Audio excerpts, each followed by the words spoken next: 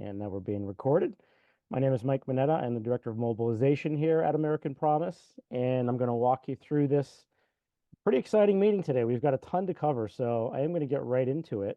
But if you do have any questions or comments, suggestions throughout the meeting today, just feel free to raise your hand, and we'll try to get you right in. So with that said, I'm going to just share my screen here.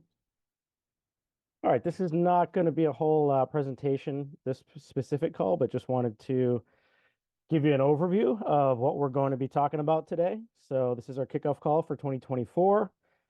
We've got quite a bit of just really brief updates that I want to go over. So Citizens United anniversary campaign we just had running in January. Quick update from the AP writing team, or just tell you briefly what they're working on. We will go over very briefly a new tool that we have at American Promise called One-Click Politics. That's really powerful, and we've already started to unleash that in a couple of states around the country. And also an update for NCLC 2024. We've got some really exciting news from Wisconsin and an action alert for you there.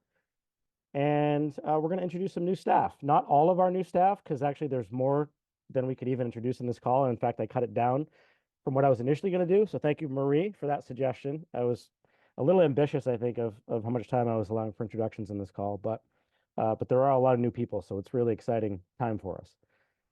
And then after that, we're going to get into the main part of the call, which is the candidate pledge training. And I have a link that I'm also going to drop in the chat for you even before we get started. Actually, no, after I do this presentation, I'll drop it. It's really just like an outline of all the tools and links you'll need for this call as we're going to be going over them. But let me just get through this first. So really exciting stuff. We launched a anniversary campaign back in early January, and the writing team, this is really a huge credit to Marie and the entire AP writing team. We got 6 LTEs published around that campaign, 7 op-eds, and there are actually others I think that aren't even necessarily officially counted there. I don't know if you want to comment on that real quick, Marie, but this was a really good start to the year for our writing team. Mike, I'll just join in. Yeah, I know that there were at least 4 other letters to the editor published because I helped edit them. But I think, excuse me, not published, but submitted. But I believe there were some others as well. So thanks to everybody who put their effort of putting pen to paper and then emailing off their thoughts. And we look forward to more efforts through the year, especially with what we worked on last night, which was launching the candidate pledge. Absolutely. Thank you so much, Marie. And aside from what we got published, it was really our pilot test run for our OCP One-Click Politics tool that I'm going to tell you about in just a second. But we had 1,728 actions taken, and 857 people around the country took action in that campaign. It was essentially emailing the members of Congress about the 4R Freedom Amendment specifically. And we had 47 states represented and 300 congressional districts. So pretty successful first run for that tool. The American Promise writing team, if you do want to join them, I recommend that you just go to our events page, so americanpromise.net/events, and you can RSVP for their reoccurring monthly call, and that's how you can connect with that team.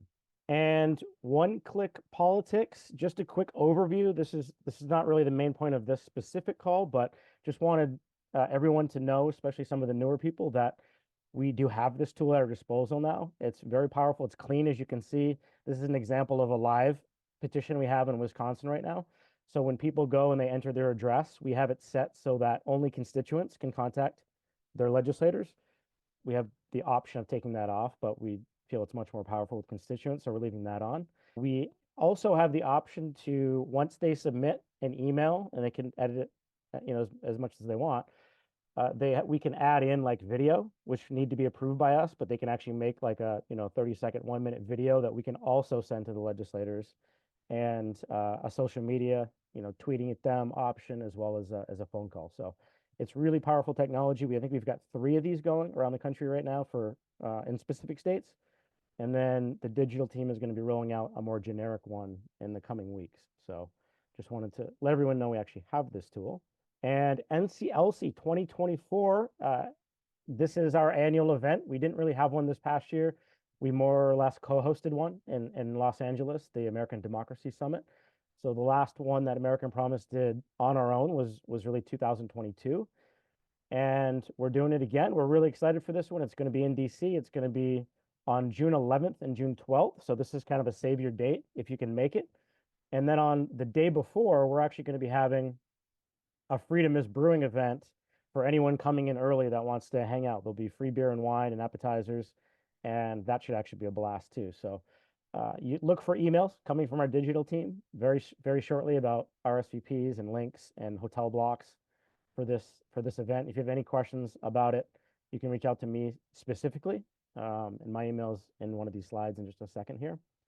So that's it. Just wanted to let you know it's happening. It's happening in a few months this summer. So this is the action alert for Wisconsin. We, just as of yesterday, were able to obtain 8,000 numbers, safely classify these people as super voters. They voted in every election and primary four times. So the last four primaries, the last four general elections, and narrowed down a list from 100,000 people down to just 8,000. And we're going to be texting them and calling them. So you look for more information about that. But I do have a sign up form that I'm going to put in the chat in just a minute. And if you want to sign up to help, you can sign up to just text. That's actually really important because we can only peer-to-peer text these numbers. Is it for congressional or is it also for states? It's for the state legislators? Mike? Sorry, what? One more time. OCP, can it be utilized for state legislators or can we use it federally? Great question. Yes, both.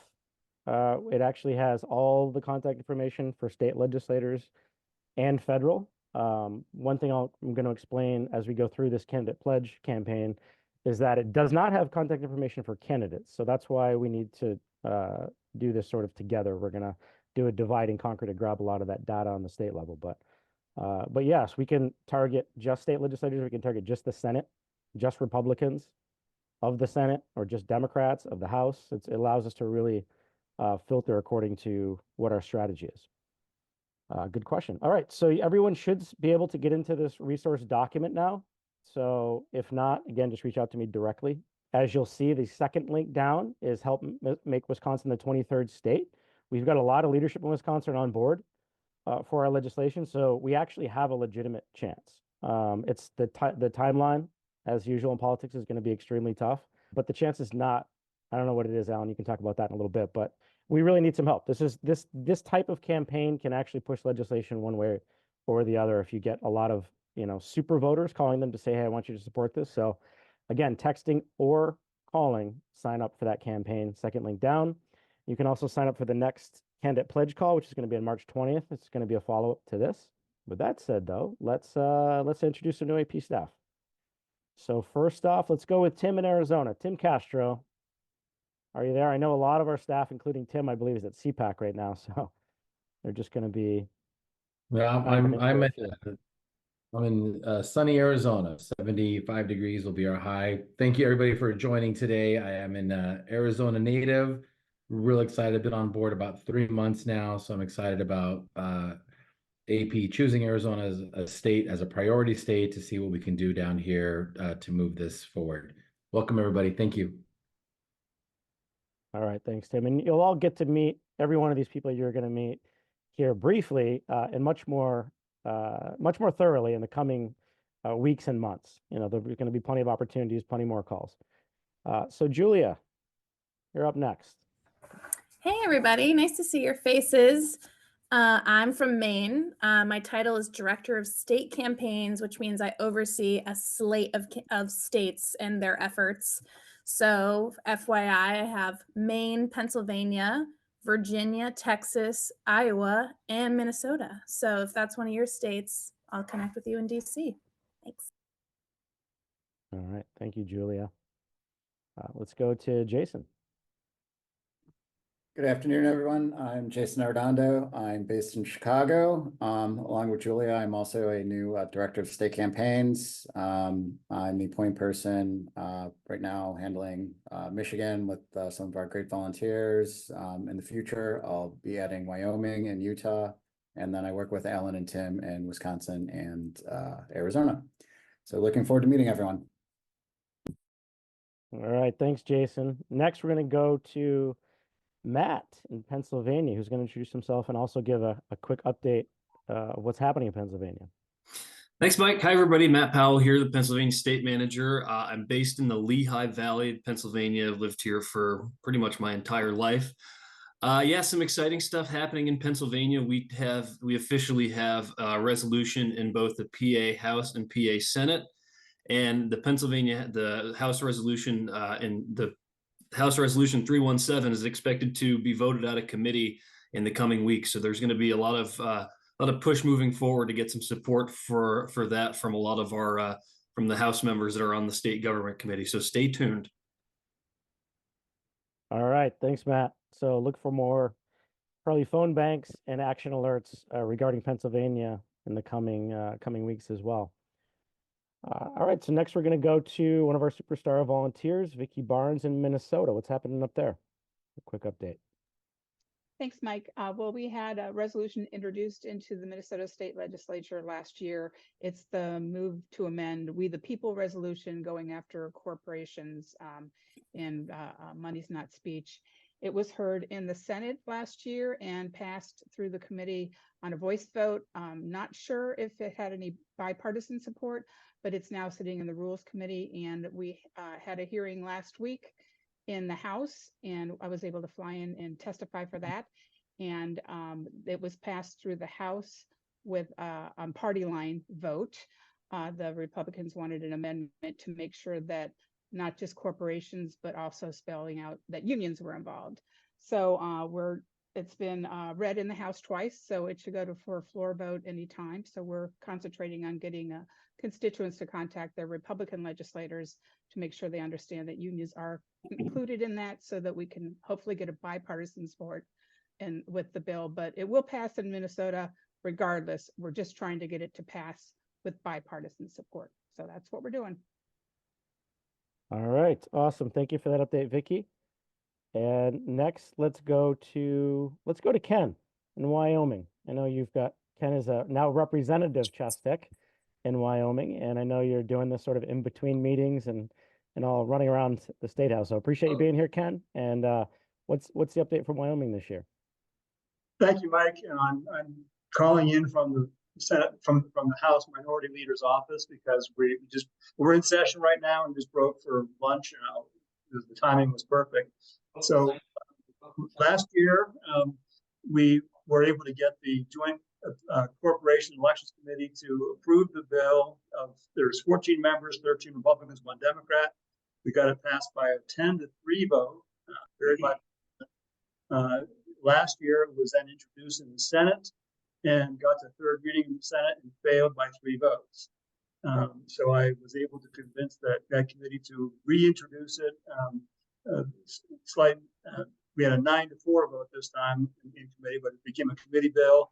And this time we decided to introduce it in the House to see how the House is doing. The problem that we have is that this session is a budget session, and only the budget bill gets a free pass. Every other bill has to get a 2/3 majority in one chamber to get introduced at all. So we brought it up, and we did not get the 2/3. We got 35 yay and 26 no. So we now have a good whip count that if we bring it back in next year during the general session where it does not have that 2/3 requirement, we've got a pretty good shot at getting it passed in the House. So the strategy now is we know who the yeas are, who the nays are, and we're going to be able to bring it back and hopefully get it through the House next time. And we now know also which 3 more senators we need to work on to try and get it passed overall. So we're making progress. We're not there yet, but we're making some good progress. Fantastic. Thanks, Ken. Those numbers are actually very favorable for moving forward. So amazing work out there in Wyoming. And Ann Drum, Texas update. Yeah, thanks, Mike. I'm Ann. I'm down here in Dallas. And some fun things coming up.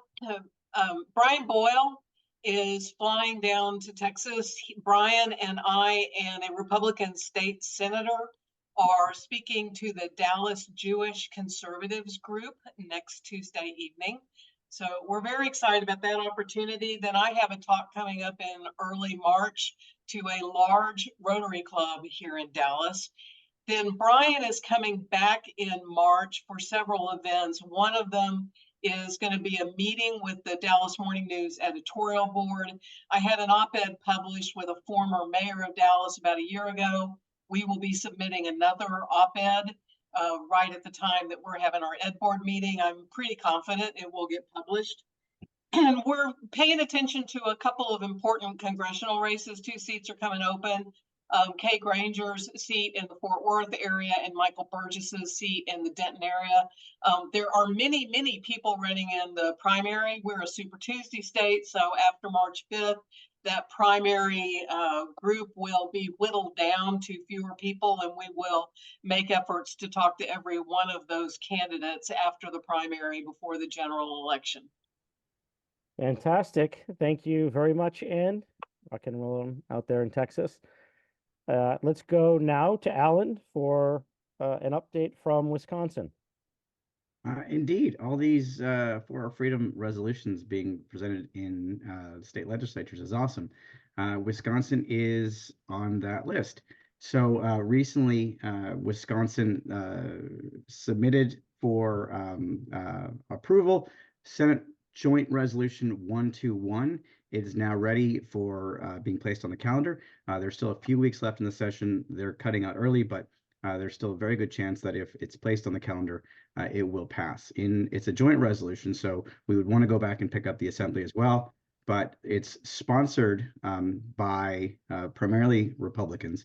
There are 13 names on the joint resolution, and 11 of them are Republican, only 2 Democrats. It is, as we say, it's proof of concept because it's our resolution. It's being pushed through both chambers. If we do get a floor vote in the Senate, already 4 Republican senators are on board, and I've got commitments from 3, possibly 4 more Republicans. And then I assume that I've been working with Democratic leaders in the Senate, and I assume that they will whip those 10 votes on board. And all we need is 16. And I think that right now, by my count, we are somewhere between 16 and 20. So if we get a floor vote, it passes, and then it gets picked back up in the assembly. So it's great stuff. There's also another bill that we provided testimony for, and that is a foreign involvement in ballot measures. And it went to the assembly committee, which we've been working with a lot. And it was not bipartisan. It was only Democrat led. But after our testimony, and others, it became very bipartisan. And in fact, the committee voted it out unanimously. And then it went to the Senate, and they asked me to come in and testify on its behalf. It initially had a lot of skepticism, but then I provided testimony, and it was based on Brian Boyle's wonderful legal scholarly article on it. And I believe that would pass out too if they bring it back up for a vote. So a lot of things are happening in Wisconsin. Our digital and media team are doing a huge push in Wisconsin, focusing on the leadership districts, Assembly and Senate. And we're using one-click politics, and we're using the videos, and we're just doing a big media blast across Wisconsin to see if Wisconsin can't become the 23rd state in race with states like Minnesota and Pennsylvania. All right. Thanks, Alan. Pretty exciting stuff happening in Wisconsin. Nice work to you for, constantly flying out there. I know that can't be easy. I love Madison. I love Wisconsin in the winter. Starting to pay off. All right, cool. So for the next portion of this call, we're going to dive into the candidate pledge campaign for 2024. And I'm going to show you a few new resources. If you have questions along the way, feel free to stop me. But I will plan to stop with about 10-15 minutes left just for open discussion. And we can probably hear some tips from some of our top volunteers about how they do this. But I'm just going to go through some updated resources and show you how it's going to work this year.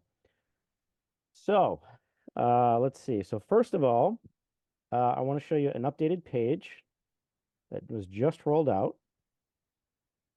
Oh, I need to get host back, Celia. Hopefully the live stream stuff has been figured out. Or you just need to enable screen sharing. Celia, if you can do that, or Zai. While we're figuring that out, I'll just give an overview of what this campaign is. So obviously, what we're doing here at American Promise is singular focused, right? We are going for an amendment to the U.S. Constitution. and nothing short of that. So it's a big advantage for us to have such a very, in my opinion, simple and clear ask for people to support. So what we're doing is we're asking candidates and elected officials, but with a very heavy emphasis on candidates, to sign a pledge in support of the For Our Freedom Amendment. And so that's what this whole campaign is about, and we are essentially resetting it for 2024. So if there are pledges that were signed before 2024, they will still be in our database, but they won't show up on our database on the default. You have to click a button, which I'm going to show you in just a minute. So it's kind of exciting. We're going to be making a big push from now until the elections in November, but a lot of primaries coming up. So there's a lot of work to be done actually in the coming weeks and months. So I do have screen sharing capability. So let me just show you what the new page looks like.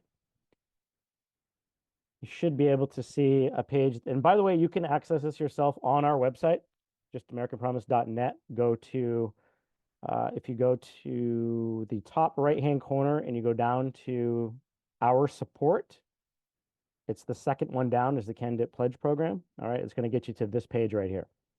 So some of you might remember what it used to look like. This is an updated version. I think it's really clean. I think the digital team did an amazing job on this page.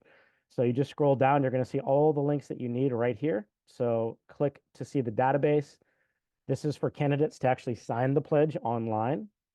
And this is information for volunteers. So I'm just going to quickly go over these resources, and then I'm going to talk about how we're going to keep track of it all. And there's a lot of information that needs to be researched still, as I mentioned at the beginning of the call. So if you click on this, you're going to see the database.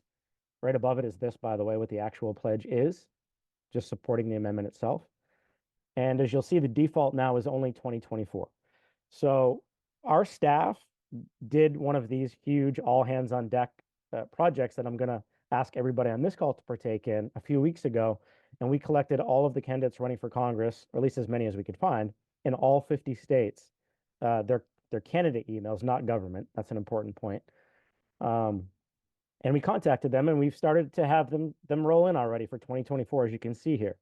And you can see also that's a pretty good mix. If you look at political party right here, pretty good mix of Democrats and Republicans and unaffiliated, which you're always going to get. But it's pretty even at this point. So if you want to see past pledges, so let's say you're going to look up, the representatives in your state, you want to know if they've signed previously, you just simply click on this button right here, and it's going to take you to a page that shows you all the past. It's going to reset this. See, now you're going to see them from 2018, 2020, all the way back through, and there's over 700 of these. You can filter it by state right here. By clicking this button, it'll go in alphabetical order. You can filter by political party. You can filter by how recently they signed it, office sought, and district, obviously. So that's just for you to know that we have that resource. If you participate in this campaign, you help us collect some of these pledges, this is where the pledges are going to end up on our website. So if we were to go to the candidate page, this is specifically for candidates to sign the pledge. This has also been cleaned up a lot. I think it looks great. It just goes, again, just what the pledge is, and then the candidate would actually fill this out right here and then submit it.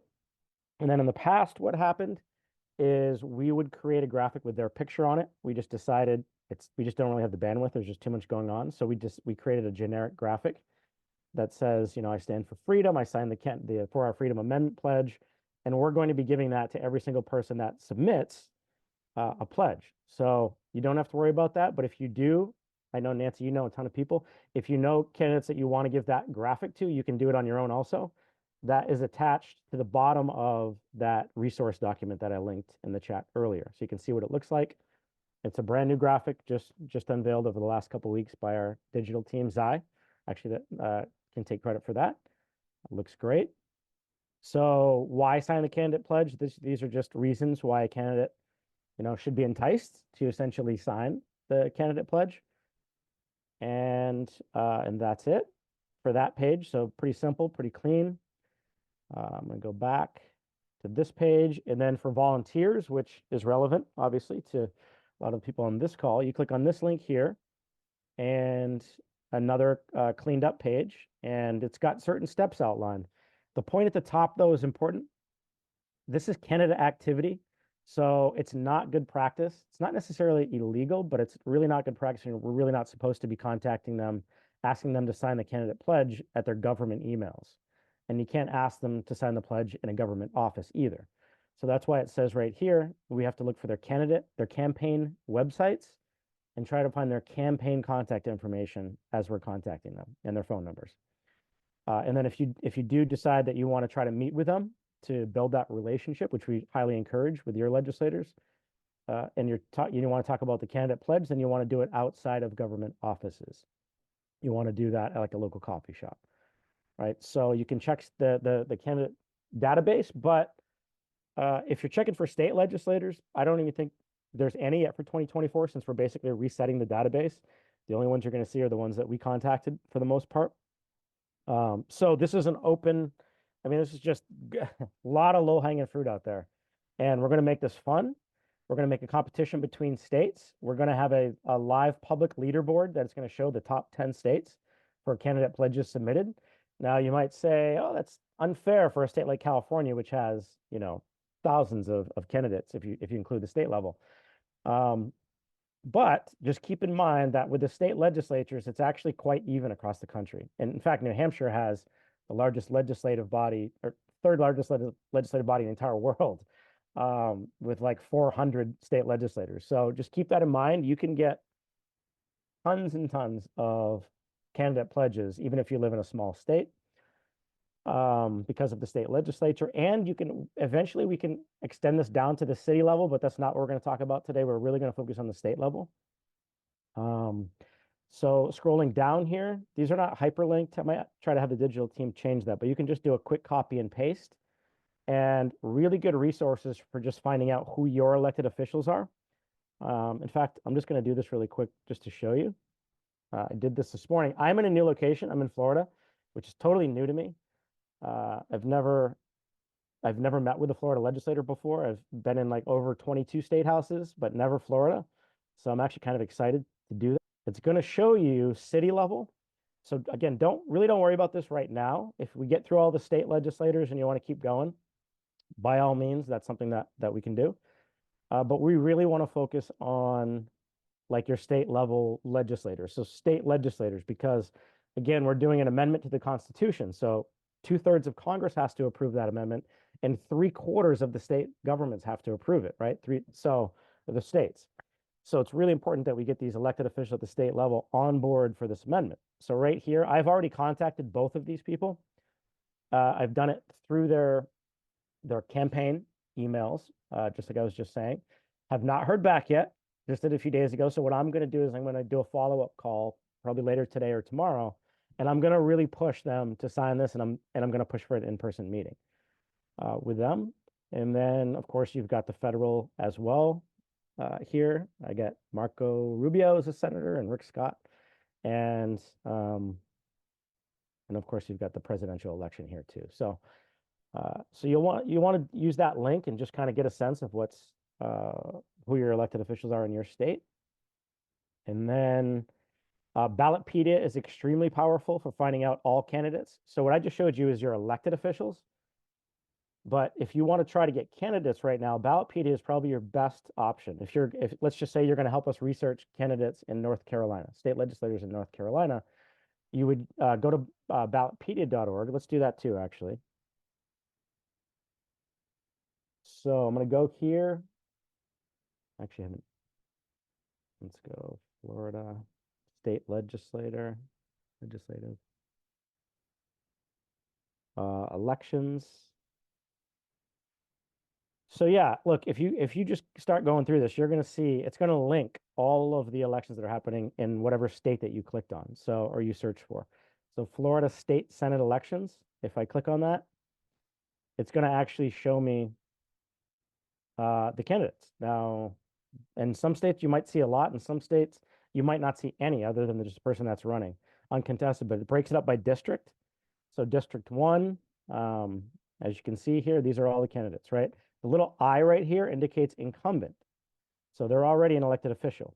Over here, they're not. So just keep that in mind as you're, collecting this data, as I'm going to explain in just a minute. So Ballotpedia, very powerful, really good resource for you. If you are going to be emailing them, then you can use this email template. This is also updated to reflect our new language.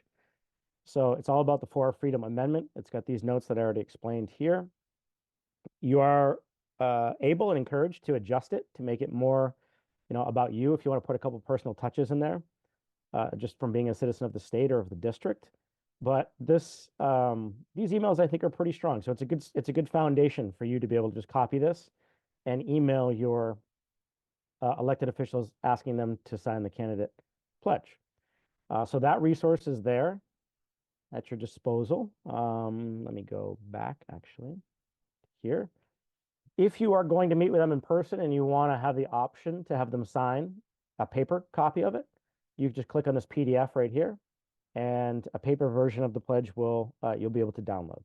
If it's signed, if you're at a meeting, they sign it, just take a photo of it or scan it, whatever's easier for you, and sign it to pledge@americanpromise.net, and we will make sure that it gets added to the tally.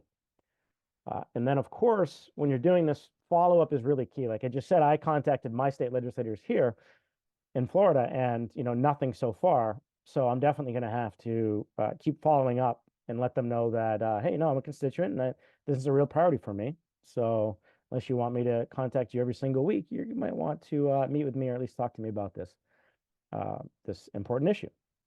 So, and then of course, if they do, make sure to thank them. We will have some automatic stuff that goes out to them. So if they sign, it's going to go through our system. It'll be updated. It'll be published on the website, and we will send them that generic graphic. And then there's just some other tips on here, but that's basically the main rundown. So just a couple more resources that I want to go over before we just kind of open this up to discussion and some tips, which is this document right here, also linked in that document. It's going to be the second one down on the important links. If someone wants to drop the direct link into the chat, that'd be great. But it's going to take you to, this is going to be how, if you want to help with this campaign, this is where you sign up, essentially. This is where we can work together to collaborate and see kind of what's being done. So right here, we've got the states that we consider to be a priority right now. And this is because a lot of these states, well, all of these states are going to be voting on Super Tuesday coming up. So what we need is we need the candidate data collected, right? So let me just give you an example here. And if you want to help, by the way, put your name and your email right here. And we're going to go up to, let's say, 3 people for each state, but let's try to get at least a person in each state. It does not have to be the state that you're living in. This is mostly just collecting data. If you feel comfortable enough to contact them yourself, if you live in that state, by all means, you can absolutely send them an email asking them to sign it. But the main thing we need right now is just the information, because we don't have it. So let me just click on North Carolina. And I'm going to show you what we did with, so there's 2 tabs at the bottom. All right. So the left tab is the state legislature candidates, and the right tab is the congressional candidates. So if I click here, you're going to see that we've already collected all this information. All the candidates that we could find, we marked here whether they were an incumbent, yes or no. You can actually filter this if you wanted to see all the incumbents. Filter it by party, obviously, as well. And then I'm going to be keeping this updated. So when the pledges come into the website, I'll go in here and mark yes, so that we all have a sense of what's happening. So don't worry about that. So don't worry about all these columns, address and stuff, secondary email. We didn't add those columns to the state level. It's too much. We don't need it. Just one candidate email, one phone, one candidate website, any notes you have. Fill out your name right here, column I, if you're actually doing this. So if you're going to take North Carolina, you're going to start looking up state level candidates for the Senate and the House. This is where you put your name right here in this column. And after we email them, whoever ends up emailing them, if you're willing to do it, go for it. Your method could be, hey, I'm going to find one person, then I'm going to email them. Okay, go for it. you can do that. But just make sure you put your name down here and that you did it so that we can actually keep track. So what we're going to do is try to call as many people as we can after the fact, after they've been at least emailed. The reason that collecting the data is more important than actually just going ahead and emailing everyone right now, one at a time, is because we have our technology. We can actually take all those emails and make sure that they're at least getting emailed with an opportunity to sign the pledge before their primary. So we're going to make a big push to get this done by the weekend. So if you can help over the next 3 days, even if you can just find 5 candidates, that would actually be a huge help for us. This really is a group effort, and that's how we're going to get this done. So that's North Carolina. Let me just go back here. If I can interrupt too, Mike, I put Yeah, the link please. in there. Everyone has access to the document. Make sure you use the second link that I put. I'm not sure if the first one was just a view, but you should have access and you should be able to link all those things. Just be careful when editing other people's submissions. Yeah, so the way that this, thank you, Ellen. The way that this sheet works is that these columns are all editable. So you can write in your name and your email help. These are not, you can't edit any of these. They're all locked because there's no reason to change them. They're the states is what they are, and the link isn't, these are just not going to change. So there's no reason to edit them. But if you, again, are just willing to say, you know, hey, I'll research and find 5 candidates running for office in any one of these states, just write your name right here in column B, and then we'll go from there. And we'll see how many people actually sign up. And then we also have our research team here who has offered to help us as well. So, but we just wanted to first see how many volunteers we got to help us start filling this information out. And then again, we will go from there. So one other thing I'll say is I highly encourage you to start with your own state. So if your state's on here and it's not one of these priority states, then I would still encourage you to write your name next to your state. You can do both. Write your name next to one of these target states and your state, and at least do your legislators. So find who your state legislator is, find out who your members of Congress is, if you don't know. But really heavy focus on state legislative level right now, your state senators and your state reps. So if you could put your name in that column and then just fill out those people, that would also be a really huge help to this whole campaign. So I think that's probably enough information. I think I can stop and probably take some questions now. And again, just going back to this resource document, a lot of this stuff is linked right here. So the pledge page, the sign up sheet is right here. Email template is here. If you want to read about the 4R Freedom Amendment, you can do that. If you have any questions or suggestions for this campaign, you can email me directly right here. And if you want to schedule a meeting to talk about it, how to strategize, always happy to do that. You can schedule a meeting, a 30-minute meeting with me right here. And then if you keep scrolling down, this is the graphic that I was just talking about that are very talented. Zai has created, it's right here. And that's it. Yeah, so it's a pretty straightforward project. It's just kind of massive because we really want to try to get as many candidates to sign this as possible. And our goal for 2024 for this project is 500 pledges. So those can be people who have signed in the past saying that they will resubmit their support, but that's federal, state, and city level. So there's lots of opportunity here. We just really need to start showing momentum again in this amendment campaign, and getting these pledges signed at all levels of government is a really good way to do that. So I am going to stop there and take questions, maybe get some tips from some of our top volunteers that are on this call. Hi, Mike. Couple things. It seems like there are a lot of new people on the call today who really may not be very much up to speed about the candidate pledge and the ins and outs of it. I see that you have another call based on the candidate pledge on March 20th. Would there be, I think maybe we should poll and see, is there interest in getting something like that sooner than then, so that people really can get started? That's a long time to wait if they really aren't sure what they're doing, and a lot of individual calls for you to field. That would be one thing. Two other things is I have some suggestions on the volunteer page to actually add a step and with a little bit more detail about what to bring with you and how to organize yourself to do a meeting with a candidate. I meant to send it to you yesterday and I neglected to do that with our back and forth about my writing team Sure. last night, but I'll send you that. It might Sure, make it a little bit sounds good. easier for people who want to do the face-to-face.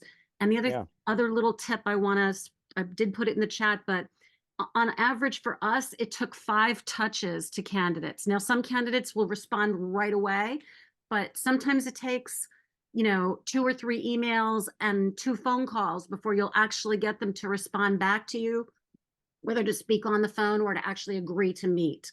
But don't give up. It's really worth it. So that's my other little tip. Yeah. Oh, thanks, Marie. As always, yeah, great suggestions. Be happy to add that to the digital page. I can work with you on that.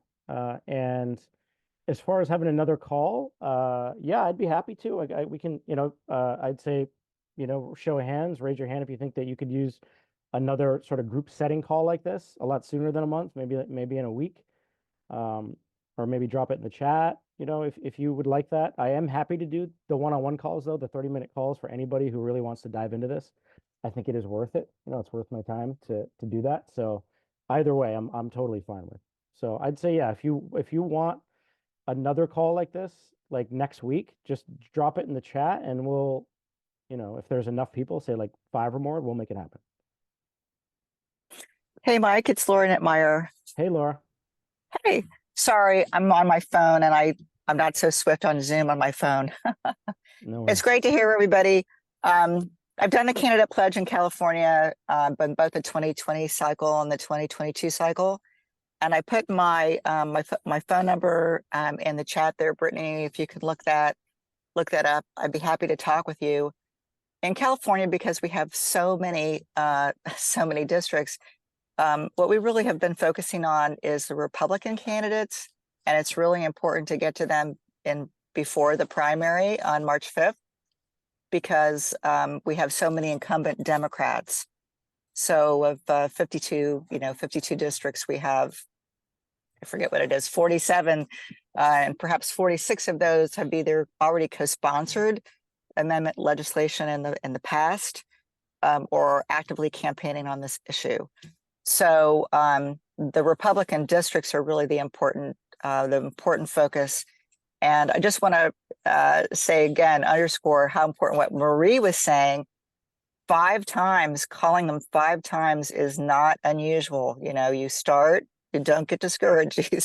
You start, write to them, call next day, 2 days later, and then basically call every day until you get somebody to talk to you about this. And it's surprising how once you get through, I think we've signed quite a few Republicans just because we got through to them. Everybody wants to get this done, and it's just a matter of competition for personal contact between you as a constituent or another citizen of a state like California, or anywhere in the United States as a citizen. It's really important to do it at this time. I would encourage everyone. Thank you, Laura. Very, very well said. Yeah, and going back to Marie's point about the 5 contacts, the bottom line here is what we're really trying to do is establish a relationship with these candidates, and ideally doing it before they get into elected office, because it's a lot easier for them to sign a candidate pledge. There's more pressure that comes with being an elected official. They become more hesitant. They become just busier and they don't care quite as much, right, from what we've seen. So it's a little more difficult of an ask. Not that they won't do it, they will. Plenty will. But it's developing that relationship when they're just running for office. If they sign our pledge now, they've got a lot more buy-in. They're kind of with us from the beginning of their political journey. And that's going to be really valuable down the road as we try to ratify this amendment. So that's what the 4 to 5 contacts is building that relationship with them. So you always want to be courteous too. You don't want to get angrier by that 5th one. You can be a little more direct, like, hey, I'm a constituent here. I really want this meeting. But you do want to do it in a respectful way always. If you get angry, it's just going to get you absolutely nowhere in politics. Nancy, go for it. Yeah. I just wanted to bring an observation from Virginia. We're doing a sign-on letter in our General Assembly on supporting a constitutional amendment, because in the Senate you can't get them to send a resolution like that. They won't review it. But John McCrae and I are going to try to reach out to Republican legislators in terms of signing the sign-on letter. And we're going to also try to ask them to sign the pledge. I must say it's very much more difficult to get incumbents to sign. And the key on trying to get candidates to sign is get them before the primary. Because like in a lot of our districts or congressional districts, we have like 10 Democrats running. It's absolutely insane. And once they win the primary, then they feel less inclination to actually sign something. But it's really tough to get incumbents, even Democratic incumbents. I mean, they just are very resistant to sometimes signing these pledges. So don't get discouraged. As Marie says, you just have to go back and forth. But I encourage everybody to start early because in our, in 2024, I think the primary is on June 7th. So you really want to get those pledges in before then. Awesome. Thanks, Nancy. Well said. And back to Laura's point, yes, if you have to prioritize, Republicans are more important this time, especially in a state like California. We've already gotten a big majority of Democrats to sign in some capacity. We do need to show a lot of bipartisan support, and that's where we've got the most work to do. So if we are going to prioritize this, that's exactly right. We would want to try to contact as many Republican candidates for office as we possibly can right now. Okay, coming up to the hour. Any other thoughts, questions, comments? I'm just gonna drop one more time the entire document with all the resources linked in it. I want to encourage everyone to sign up for the next call a month from now, and I want to encourage everyone to help out in Wisconsin. This is going to be a first run with a new technology, also that I actually didn't cover in the slide presentation, but it's called Impactful. So it's a phone banking and text banking new technology that we just invested in this month. And so it's going to be a pilot run, kind of exciting. And again, texting or calling. So it's pretty easy to text through the system. You're just going to be logging in, sending them, text messages. And if they reply, basically clicking some buttons to move through the process and try to find out if they're going to be actually willing to call. So the idea is, we're calling super voters and texting super voters in Wisconsin to call the Senate president and urge him to bring our bill for a vote. We've only got like 2 weeks left in the session. It's possible. Alan has done an amazing job. The Wisconsin team has as a whole. We've got lots of Republican leadership, I think, including the majority leader. Like this thing is actually lined up to pass. It's just a short timeline. So they do need pressure from voters. So that's what we're going to be doing on that phone bank. So that's the second link down if you want to help sign up. Look for a follow-up. Thank you to everyone who's already filled their name into the sign-up sheet. That's a huge help. This is a really important project for us. It's we're going to be pushing for this hard over the next in the coming weeks and months. So thanks for taking an hour out of your day today to come and be a part of this important mission. And enjoy the rest of your day. I'll talk to you and see you all real soon. Bye-bye. Thank you. Bye-bye. Thank you so much, Mike. Bye-bye. Take care.